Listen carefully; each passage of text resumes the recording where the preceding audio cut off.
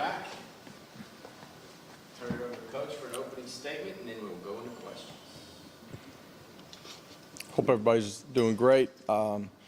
Great weekend here on Rocky Top. Obviously, a unique celebration, just the way the game unfolded, and you know, the passion and pageantry that was Saturday here in Neyland from the morning until the celebration on the back end. A truly really unique experience. So appreciate our fans.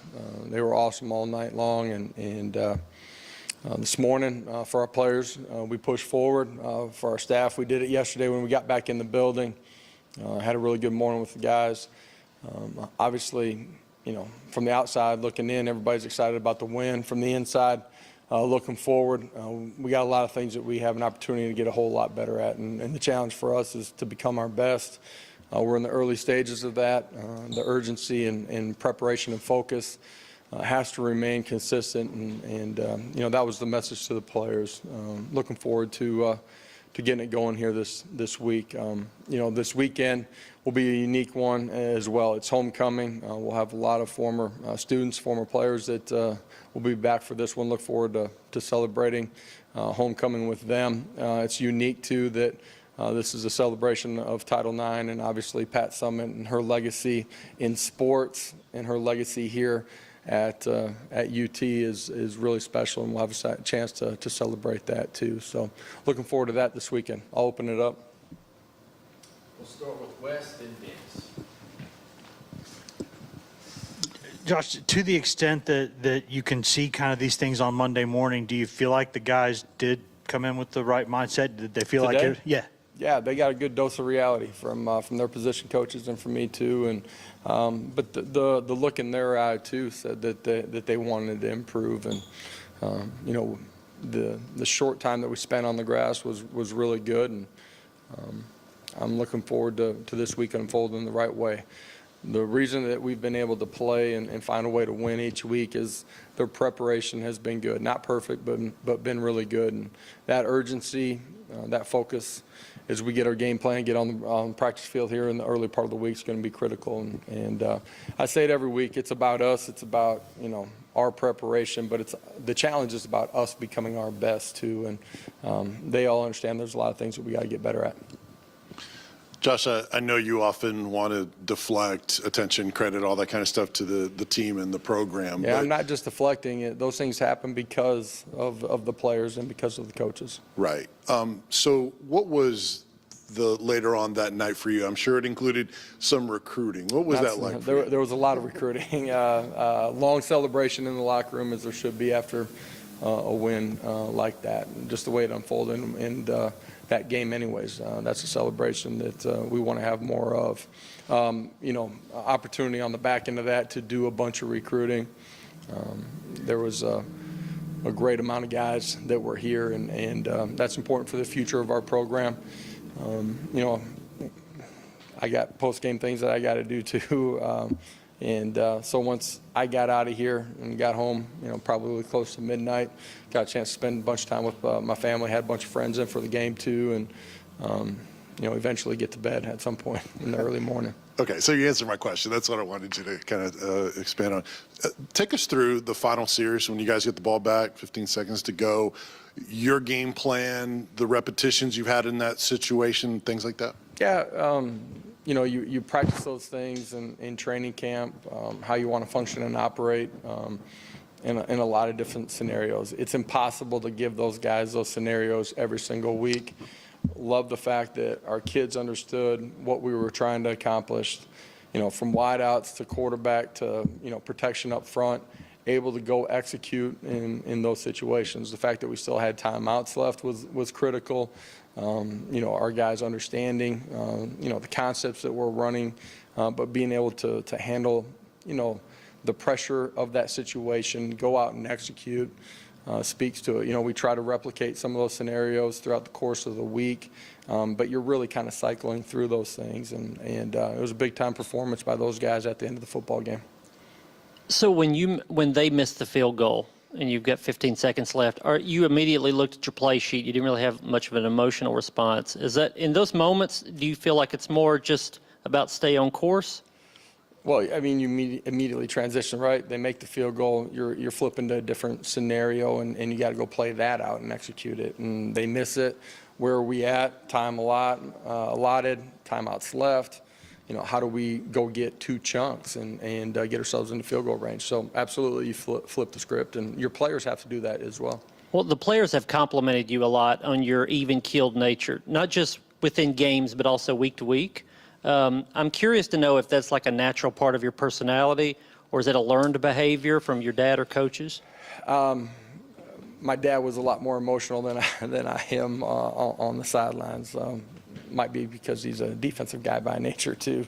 I think having played the position, and I'm saying playing quarterback, having been in a lot of different positions, understanding.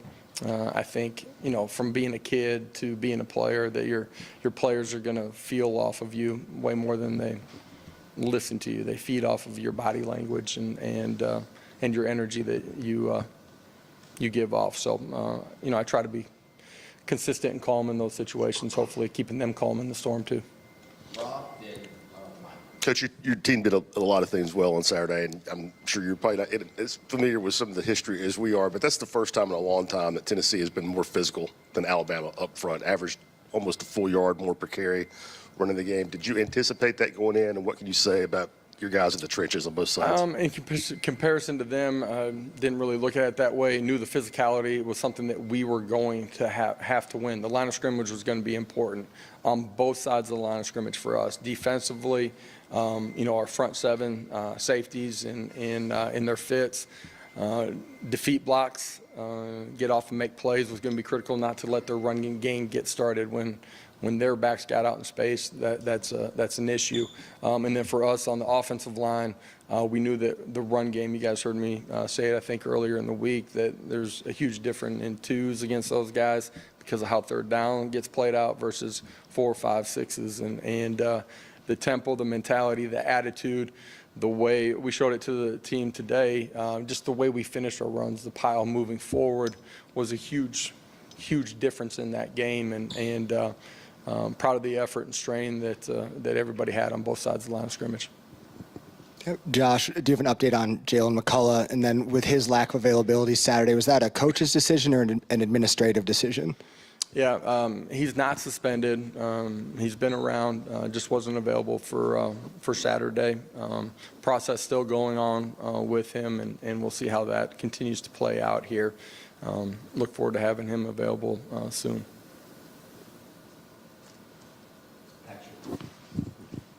Coach, you talked about the offensive line as a group, and obviously that position has to operate collectively, but Darnell Wright, what can you say about his performance and sort of his growth over the course of the season? Yeah, Darnell did a great job starting just in pass protection. Our offensive line as a whole did a really good job. He was solid all night long, won his one-on-ones. I thought in the run game, did a really nice job. That was when he was in man blocking one-on-one. But some of the double teams on the right side of the line of scrimmage were, you know, changed the way the game was played. I thought he played really solid football all night long. There's a lot of compliments that always get said about Hendon Hooker, and rightfully so. There were a couple of plays like the fumble 6 that didn't go his way. How about his short-term memory and his composure that really does bleed into the rest of the offense? Just talk to me a little bit about his composure as well. Yeah, great players and great quarterbacks have to be able to reset from one play to the next. There's no way you're going to go out and play a perfect game. You have the ball in your hands all of the time. Eventually, it probably doesn't go your way. Been really fortunate that it has gone his way, our way. You know, most of the first half of the season. The other night, his maturity, his understanding of the game allows him, when something isn't perfect, it doesn't go right, to understand the why behind it, which gives you confidence and calmness to be able to go reset and play the next play. There's no doubt that his maturity and his confidence and his ability to reset also allows the 10 other guys around him and our entire offensive unit to do that as well. You can't take that for granted. Josh, UT Martin on film, the challenges they may present offensively and defensively? Yeah, you know, for us, offensively, us defensively, them offensively. They've put up a bunch of points, a bunch of yards here in the first half of the season. Line of scrimmage is going to be important. We got to apply pressure to the quarterback and got to be able to match guys out on the outside on the perimeter. That would be important to win the line of scrimmage on the defense side of the football in this one. For us offensively, line of scrimmage is where it starts. We got to be able to run the football. Defensively, in their structure, we got to be able to understand what they're playing, adjust to it, and then go win some one-on-ones out on the perimeter. Austin and West. Two things. After going back and watching the film, what did you think of how Brandon Turnage played Saturday? And then two, dipping out of conference this week, a game, you could get some younger kids in. How much do you try to, if you can get to that point in the game, get them in early as possible to help build some depth for this last month push? Yeah, the first question was about Brandon, is that right? Brandon was really solid. Just some good things on special teams, helped us get the first punt return started that we had. Did a really good job when he was in there defensively, matching things out and man-to-man. He's a really smart, intelligent player, and we have a lot of trust in him. As far as young guys playing, the other night's a perfect example. You don't know when your opportunity is going to come up.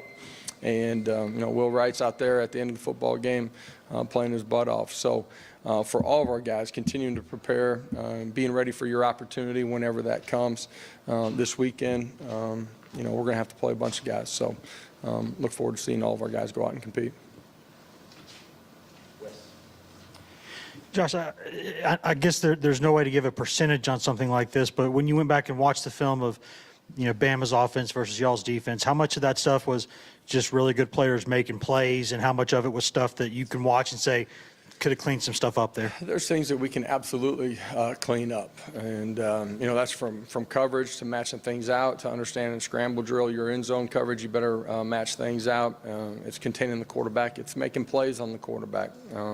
At the same time, they got a special player back there too that was able to extend plays and create some things too. So I do love the way we continue to reset and go play the next play and continue to play hard. Back to Aaron. You mentioned William Wright being out there at the end of the game. Yeah. If you go back to spring practice, there was a lot of injuries. He was out there getting a lot of reps and getting better. Yeah. Is that something that you can move forward and kind of coach and use it as a teachable moment for everybody? Yeah, I talked about it this morning with our football team. He did some really, really good things throughout the course of spring ball. His ability to trust us and to continue to grow, from the time that we've shown up is a part of why he's grown as a player. Unfortunate, gets nicked up on the back half of training camp. We had planned on him playing a lot of football for us, starting first and foremost on special teams. And, he's been banged up. It's easy to check out when you're nicked up and not be engaged in meetings and continue to grow mentally as you are rehabbing. That wasn't him, man. He was fully engaged in everything. And it's a great lesson for all of our players that you don't know when your opportunity is coming, and all of a sudden, he's playing on special teams, but all of a sudden you're thrust out there in one of the most critical moments defensively too, and does a really nice job. It's a great lesson for everybody, especially our young players in the program. Anything else? All right, thank you. Guys, appreciate it. Have a great Monday afternoon.